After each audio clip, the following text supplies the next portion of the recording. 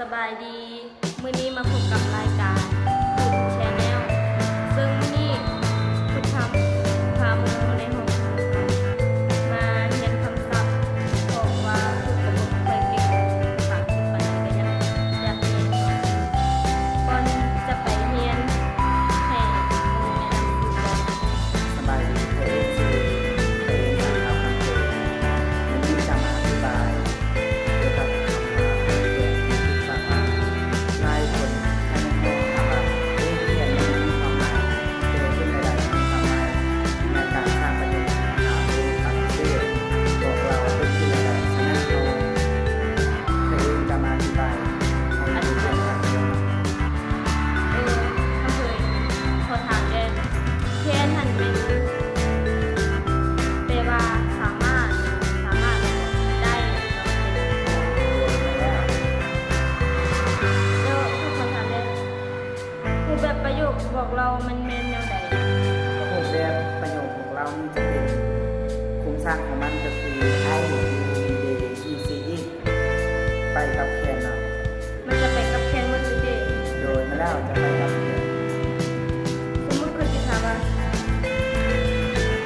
เคยจะถามเจ้าว่าเจ้าสามารถจ่ายเงินตอนจะออกไปตอนจะเราออกไปเจ้าสามารถจ่ายเงินตอนจะออกไปออกเสร็จ แล้วเขาจะเสียงเข้ามา You can pay the money before you go You can pay the money before you go เจ้าสามารถจ่ายเงินก่อนเจ้าออกไปแล้วเนาะไม่ใช่คำว่าบ่เนาะจะใช้คำว่าเจ้าออกไปแล้วล่ะเนาะ แล้วเขาจะถามว่าพวกเขาสามารถฟังสิ่งที่เจ้าเว้าพวกเขาสามารถฟังสิ่งที่เขาพวกเขาสามารถฟังเข้าใจสิ่งที่เจ้าเว้า ฉะนั้นเราจะสั่งเป็นประโยคของเราบอกว่า we can understand what you say we can understand what you say จะเป็นออกเสียงให้พูดออกเสียงนำแดว่า we we can can understand understand what you say what you say จะเป็นอย่างนี้เนาะ what จะ you ออก say เสียงเป็นว่า say เนาะแล้วต่อไปอีกพุทธจะถามเกี่ยวกับ ค่อย เนี่ย จะถามข้อยอยากถามเกี่ยวกับแบบคำศัพท์ที่ว่าข้อยยังบ่รู้เดี๋ยวก่อนสอบก่อนข้อยอยากถามว่าเวลาว่างมันอ่านว่าแนวใดภาษาอังกฤษ เวลาว่างจะออกเสียงเป็น free time free time freeze time ซึ่งมันจะมี Free time ตัว F R E E แล้วก็ T I N D I N E I N E เดี๋ยวนี้ แล้วก็ดอกปีกไก่ดูเฮาอ่านว่าแนวใด ดอกใกล้ๆนี้จะอ่านออกเสียงคำว่า badminton badminton badminton badminton เดี๋ยวนี้แล้ว เดี๋ยวข้อยยังบ่รู้เกี่ยวกับเรื่องที่แปลว่าแบบเฮาจะถามอาจารย์ว่า แบบเฮาแนะนำชื่อแนะนำตัวเฮาสิเว้าแนวใดก่อน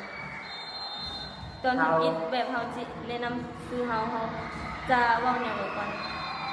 เนาะวิธีเราแต่แนะนำสื่อตนเอง สมมุ ถ้า ติ มัน เนาะสมมุติค่อยแนะนำตัวแบบว่า Hello my name is พูดแล้วก็ว่าจะนี่ต่อไปแบบเจ้าถามค่อยแล้วก็ค่อยจะตอบเจ้าจะแบบเจ้าอยู่บ้านใดซื้อแล้วก็เจ้าอายุจักปีเท่านี้ว่าสิเว้าแนวใด อ๋อดังนั้นง่ายๆนั่นเองเนาะฉะนั้นเราแมนหมู่ภายในห้องหรือว่าหมู่ที่เราหมู่จักแล้วเราก็ต้องใช้คำว่า hello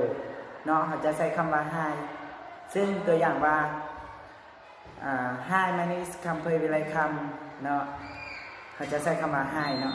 ก็ต้องใช้คำว่า hello hello นี่ใส่กับคนต่างประเทศหรือว่าคนที่เรา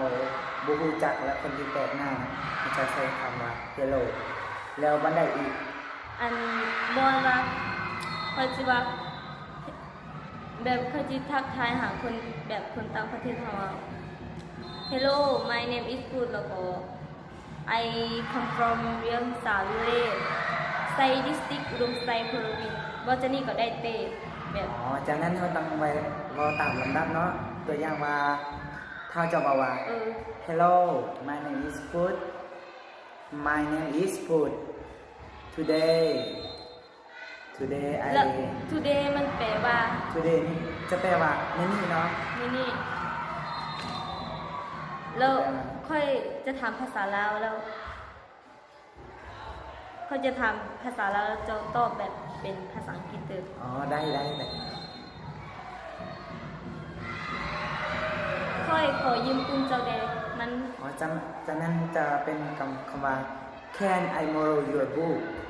can I I borrow borrow your book can I borrow your book เดี๋ยวนะ can I borrow Can I borrow your book can I borrow your book จะเป็นคำว่าออกเสียงง่ายๆเนาะ Can I borrow your book จะเป็นแปลว่าค่อยๆดูคุณเจ้าได้บอ แล้วผู้ชายเฮ็ดเวียกบ้านแล้วบ่แล้วผู้ชาย มันจะใช้คำว่า Can he do his homework Can he do his homework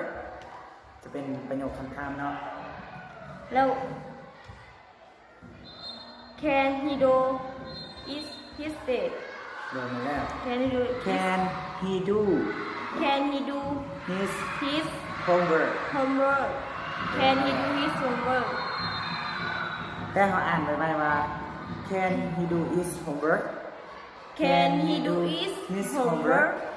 his Can เนาะจะเป็น his บ่แม่น his homework นั่นแหละ จะนั่นเต้แล้วก็พัดลมสามารถปิ้นได้ พัดลมสามารถปิ้นได้มันอ่านว่าแนวใด Can the can the fan fan spin spin can the fan spin พัดลมมันสา Can the fan spin จะเป็นคำว่าพัดลมสามารถปีนได้บอเนาะแล้วเราสามารถใช้คำว่า can ได้ตัวอย่างว่าเราใส่ว่าค่อยสามารถกินข้าวนำเจ้าบอ Can I eat breakfast with you จะเป็น แล้วมาฮับค่อยได้บ่มันแปลว่าแนวใดมันแบบเป็นภาษาอังกฤษมาฮับค่อยได้บ่ อ๋อจะเป็น can you Can you pick me up can you pick me up Can you pick me up can you pick me up เดินมาแล้ว ตัวอย่างว่าคำศัพท์เกี่ยวกับความฮักเนาะเดี๋ยวสิพาพูดเห็นเนาะตัวอย่างว่า เกี่ยวกับความฮัก ค่อยฮักเจ้าได้บ่หรือว่าค่อยสามารถฮักเจ้าได้บ่ Can I you love me ค่อยเจ้าสามารถฮักค่อยบ่ Can you love me ถ้าบ่ฮักเขาว่า No you cannot ค่อยบ่สามารถฮักเจ้า no no เดี๋ยวข้าจะถามก่อนข้อยอยากถามอยากรู้คำศัพท์แบบง่ายๆจะบ่มีเป็นคำศัพท์การพัวพัน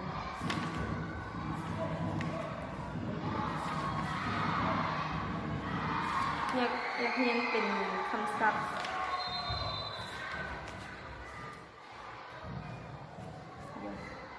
สอบก่อนค่อยถามนะพักพรแบบใจเย็นๆมันภาษาอังกฤษเขาอ่านว่าแนวใด สร้างกิจจะออกเสียงคำว่า relax relax โดยไม่ได้ relax แล้วก็ห้านอาหารดู ทานอาหารนี่ก็เป็น restaurant restaurant restaurant restaurant แล้วนาทีก็ไม่นาทีเต้นเนาะน่าจะเมนกระเป๋าเคยทำกระเป๋าเงินมัน wallet จะเป็นกระเป๋าเนาะ wallet เดี๋ยวขอดูก่อน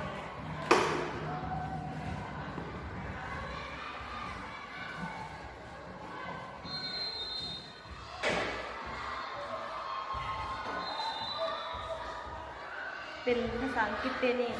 ตรงนี้นะ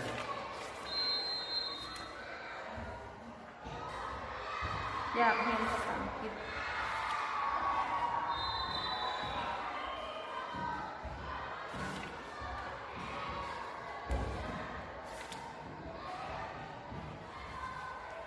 มาเขามาสนทนากันเนาะถามใคร Hello my name is Put Hi my name is Kamperi Laikam Today I conversation about English Hi Hi Hi ถามจะได้ เจ้าสบายดีบ่จ้ะบ่ How are you How are you ถ้าคอยสบายดีครับเขาจะบอกคำว่า I'm just fine ก็ได้นะหรือว่า I'm fine ก็ได้ I'm just fine I'm okay ก็ได้ด้วยกันเนาะแล้วไม่อย่างอีก เดี๋ยวค่อยจะเขียนภาษาอังกฤษแล้วค่อยจะเขียนภาษาอังกฤษแล้วให้เจ้าอ่านถูกปะกินข้าวคนจีถามว่ากินข้าวมันเป็นแนวใดภาษาอังกฤษกินข้าว กินข้าวเนาะจะเป็นมา lunch lunch lunch lunch lunch lunch แล้ว สร้างเขียนบ่กินข้าวแรงเนาะ lunch จะได้ U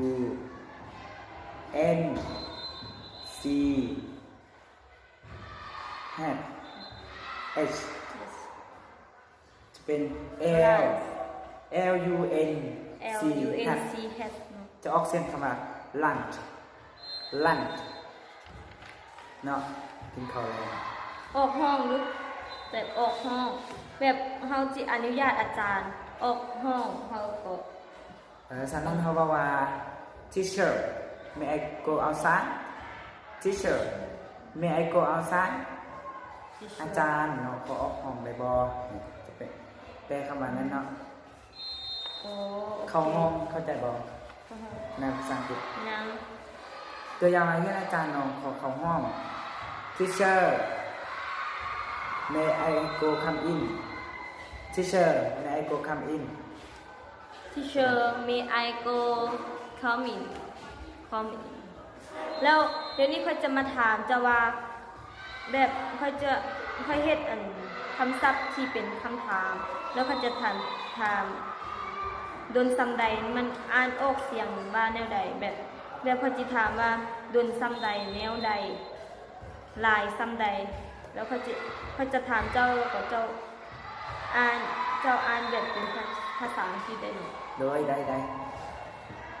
โดนซ้ำใดมันอ่านออกเสียงว่าแนวใด เดินซ้ำใดเขาจะออกเสียงคำว่า how long How long โดยนะ how long How long เดี๋ยวจะ how long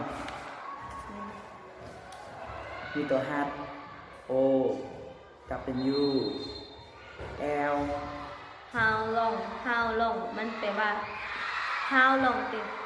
แล้วแนวใดดูแนวใด แนวใด how แนวใดเป็น how แล้วลายซ้ำใด ลาย How ซ้ำใดเนาะจะเป็นว่า how many How many how many How how many How many มันดูซ้ำใดแล้ว long มันแปลว่าหยัง ลองก็แปลว่ายาวกันเนาะยาวหรือว่าดนเท่าใดเอาก็ ยาว สามารถ หรื ใส่ อว่า ลอ ดุ ง ลเท่าใด กัน เด้ โดยมาแล้ว How old How โอน old แปลว่าอายุเนาะอายุเท่าใด How old แปลว่าอายุเท่าใด How tall มันแปล how tall จะแปล สูง ว่า เท่าใดแม่หนู โดยมาแล้วสูงเท่าใด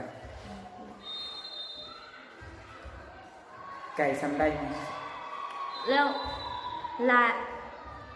ลายซ้ำใดมันจะได้ how much how much how much how much how much how much how much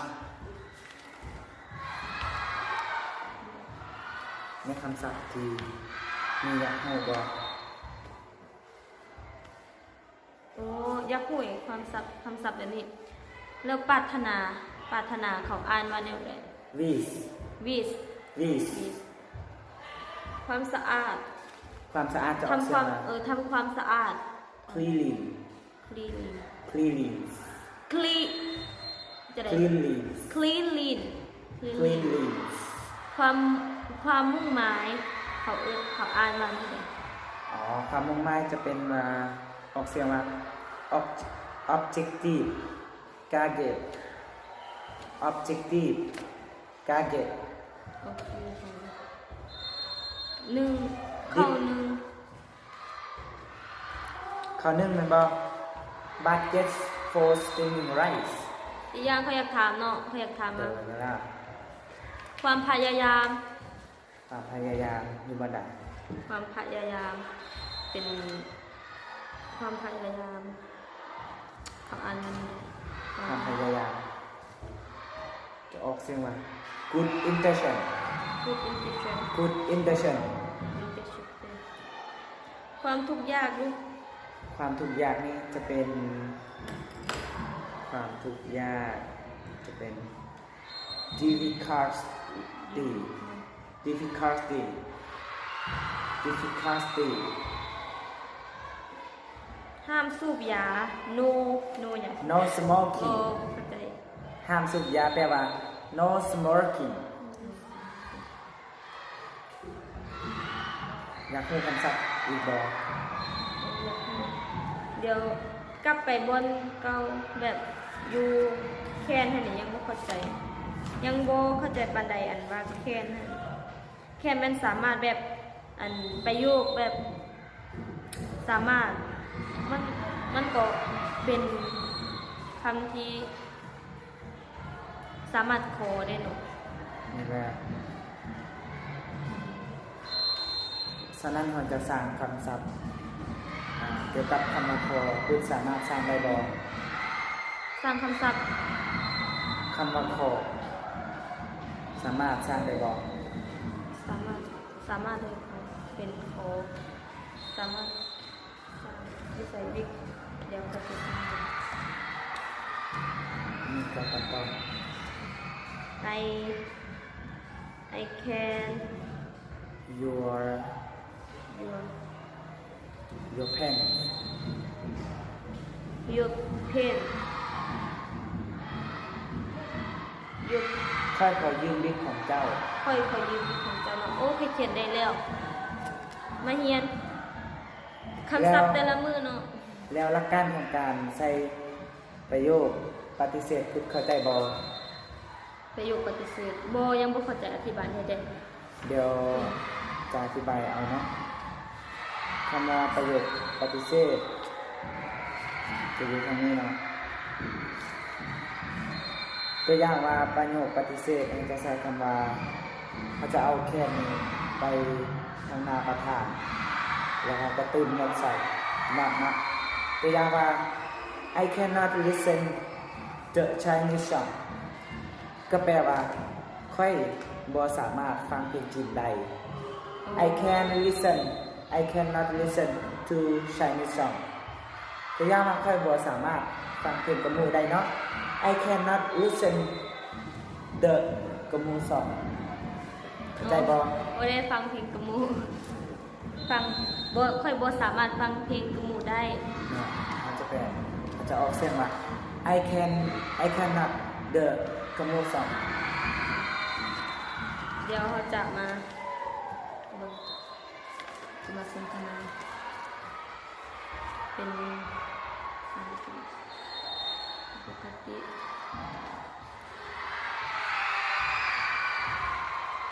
ทำด้วยกับมันนี่ศาสนา เขาจะถามเจ้าอย่างหนึ่งแล้ว มี เท่ากับพักก่อน ทำด้วยกับตัวเอง IPC is มันเป็นมัน มันแปล แปลจะได้ ม แบบอายุไอที่ซีอิสนี่มันแปลว่าจะได้ อ๋อถ้าคำว่าไอนี้จะแปลว่าไข่ซีจะแปลว่าเหล่าผู้ชายฮี่จะแปลว่าเหล่าผู้หญิงอิดจะแปลว่ามันวีจะแปลว่าพวกเขาเดจะแปลว่าพวกเจ้าวีจะแปลว่าพวกเขา อืม ใจบ่ พวกเฮาโอ้เข้าใจแล้วคำเพยเป็นจังใดเมื่อยบ่เมื่อยบ่ กะบ่เมื่อยปานใดนะ ได้มาเรียนเนาะ แล้วก่อนจะจบลงกันการสนทนานี้ มื้อนี้ ไปเอง เรียนซ้ำนี้เนาะมื้ออื่นค่อยมาเรียนใหม่ เดี๋ยวข้อยเองก็ขอโทษขออภัยเนาะบางเทื่อพุทธธรรมข้อยเองก็บ่สามารถตอบได้เพราะว่าข้อยเองก็บ่ฮู้เทื่อละเล็กเทื่อละน้อยก็สามารถ เรียนไปเทอละเล็กเทอละน้อย สามารถแบ่งปันกัน แบ่งปันบทเรียนให้กัน ถ้าทุกคนติดตามจะมีบอลผิดหรือบ่ล่ะข้อยเองก็ขอโทษขออภัยที่ข้อยเองก็บ่แม่นคนที่ปากได้เขียนเป็นเนาะแต่มีแต่สามารถเข้าใจน้อยนึงนั่นเอง เป็นจังใดก็ขอขอบใจคำเพยเด้เนาะที่มาสละเวลามาอธิบายเป็นภาษาอังกฤษมาถามต่อภาษาอังกฤษ ก่อนจะจบลงไป อย่าลืมติดตามเด้อช่องพุทธแชนแนลขอบใจ ติดตามเด้อ